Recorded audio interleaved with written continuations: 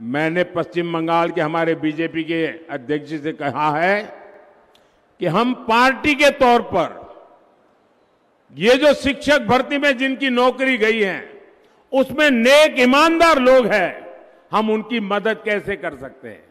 मैंने बंगाल बीजेपी से कहा है कि प्रदेश स्तर पर एक लीगल सेल और एक सोशल मीडिया प्लेटफॉर्म बनाया जाए।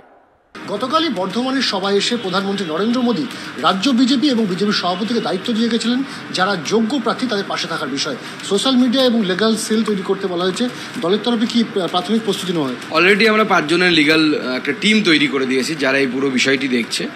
আর সোশ্যাল প্ল্যাটফর্ম যেহেতু তৈরি করতে একটু সময় লাগছে, আমাদের লিগ্যাল টিমের সাথে আলোচনা করে আমাদের সোশ্যাল মিডিয়া যারা দায়িত্বে আছে তাদেরকে বলে দেওয়া হয়েছে। আমাদের লিগ্যাল টিমের কনভেনার লোকনাথ চ্যাটার্জি তিনি টিম তৈরি করে ফেলেছেন। আর সোশ্যাল মিডিয়ার কাজ আমাদের জয় মল্লিক দেখছে। দুজনেই এই দুটো টিমই, একটা টিম তো তৈরি হয়েই গেছে, অলরেডি আমরা অ্যানাউন্স করে দেবো।